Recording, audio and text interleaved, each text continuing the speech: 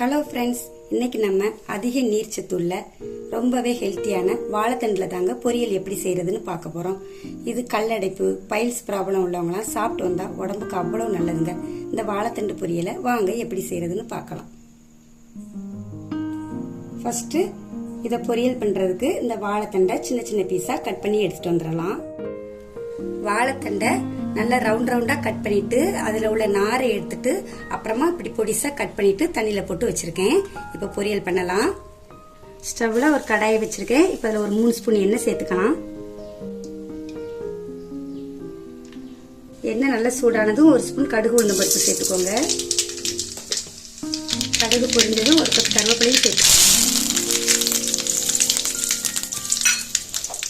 கூடவே ஒரு 5-6 பல் பூண்டை தட்டி எடுத்து வச்சிருக்கேன், அதையும் சேர்த்துக்கலாம். லைட்டா வதக்கி விட்டுக்கோங்க.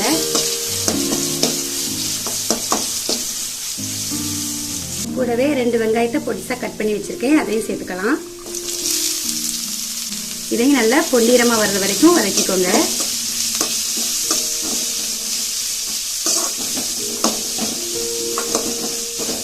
இந்த அளவுக்கு கண்ணாடி பதத்துக்கு வதக்கிக்கோங்க. இப்ப இது கூட நம்ம கட் பண்ணி வச்ச வாழைத்தண்டை சேர்த்துக்கலாம்.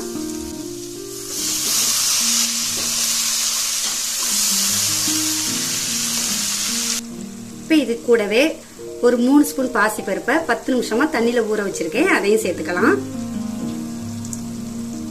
இப்ப இந்த வாழைத்தண்டுக்கு பாதி மூழ்கிற அளவுக்கு தண்ணி ஊத்தி மூடி போட்டு வேக வச்சுக்கோங்க. இது எல்லாத்தையும் நல்லா ஒண்ணா மிக்ஸ் பண்ணி விட்டுக்கோங்க.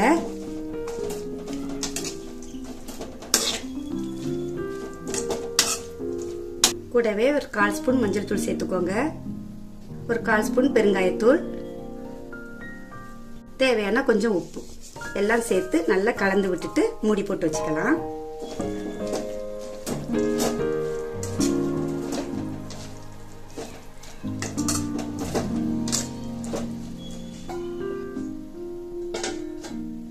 இப்போ வாழைத்தண்டு வேகிறதுக்குள்ள அதுக்கு மசாலா ரெடி பண்ணிக்கலாம். அதுக்கு ஒரு கைப்பிடி தேங்காவை பொடிசா கட் பண்ணி வச்சிருக்கேன், அதை ஒரு மிக்ஸி ஜார்ல சேர்த்துக்கோங்க.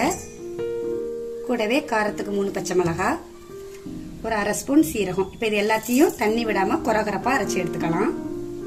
இந்த அளவுக்கு நல்லா கொரகொரன்னு அரைச்சி எடுத்துக்கோங்க. பாருங்க, இந்த அளவுக்கு நல்ல பஞ்சு மாதிரி வேக வச்சு எடுத்துக்கோங்க. இடையிடையா மூடியை திறந்துட்டு நல்லா கிளறி விட்டுக்கோங்க. இப்போ இதுல நம்ம ரெடி பண்ண மசாலாவை சேர்த்துக்கலாம்.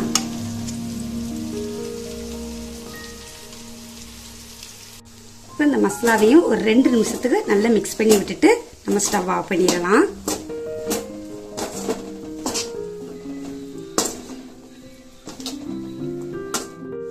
இப்படி செய்யறப்போ கண்டிப்பா எல்லாரும் விரும்பி சாப்பிடுவாங்க. அந்த அளவுக்கு இது டேஸ்ட் ரொம்பவே நல்லா இருக்கும்.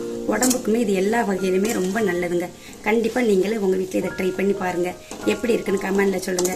இதே மாதிரி நிறைய வீடியோஸ்க்கு நம்ம வீட்டு சாப்பாடு சேனல் மறக்காம சப்ஸ்கிரைப் பண்ணிக்கோங்க. நன்றி.